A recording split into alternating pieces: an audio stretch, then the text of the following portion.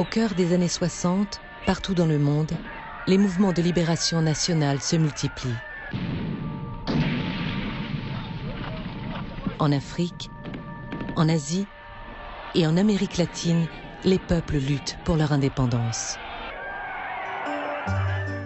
Entre les blocs américains et soviétiques, une troisième voie tente d'émerger. La esperanza de un mundo mejor, la imagen por la cual vale la pena arriesgar la vida. Donc chacun de nos peuples, en luttant contre l'impérialisme, aide le Vietnam. 4 grandes figures du tiers-monde, Ben Barka, Che Guevara, Fidel Castro et Ho Chi Minh, se lancent dans un projet sans précédent. Fédérer en une organisation mondiale les mouvements de libération nationale qui luttent sur les 3 continents. Ainsi naît la tricontinentale. Le 6 janvier 1966, la Havane accueille un événement unique dans l'histoire. Une conférence au sommet des révolutionnaires du monde entier. Pendant 12 jours, 500 délégués, des guerrilleros, des politiciens de futurs prix Nobel, des écrivains, des artistes, vont débattre de la révolution mondiale. Il y a 2 grands absents. Guevara est parti en secret soutenir la rébellion au Congo. Quant à Ben Barka, il vient d'être enlevé à Paris.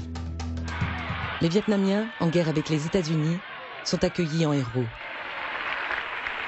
En consideración de las delegaciones que nos hacen el altísimo honor de visitarnos, a este año le llamemos el año de la solidaridad, y que todos los que estén de acuerdo con este nombre, que levanten la mano.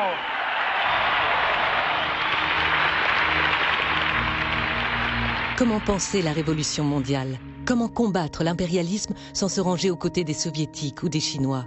Pour quelle nouvelle société?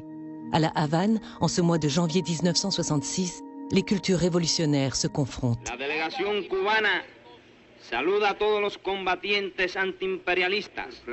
82 délégations de pays décolonisés, de mouvements de libération afro-asiatiques et de formations de guérilla d'Amérique latine incarnent à la tribune le tiers-monde militant. Seguir adelante frente a los imperialistas. Lors de la conférence, l'Africain Amilcar Cabral prône la lutte armée, alors que le Chilien Salvador Allende défend la voie des urnes. Pour la première fois dans l'histoire, on parle de révolution mondiale, de l'émancipation des peuples, d'environnement, d'éducation pour tous, d'égalité homme-femme, de l'annulation de la dette des pays pauvres. Les États-Unis redoutent cette alliance anti-impérialiste qui s'active à proximité de leurs côtes. Pendant la conférence, la CIA va tenter d'assassiner Castro. Au sein même du camp communiste, chinois et soviétiques invités en observateur sont déterminés à saboter la conférence. Alors que la fête bat son plein, les services secrets de tous bords s'affrontent. Infiltration, manipulation, enlèvement, tentative d'assassinat. Pendant 12 jours, la Havane devient un nid d'espions.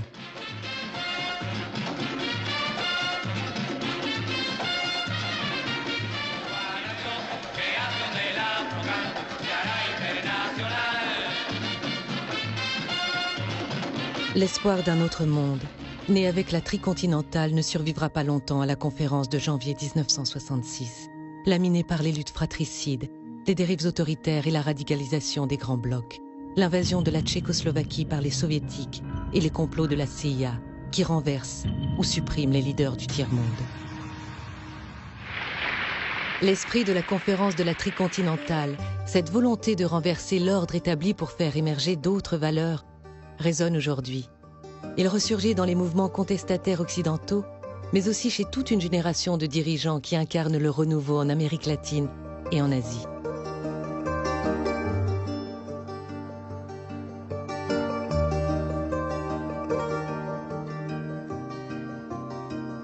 À partir d'archives inédites, tournées par les meilleurs cinéastes cubains et le témoignage de protagonistes de cette conférence unique, pour la première fois, un film documentaire va raconter la tricontinentale, 12 jours pour changer le monde.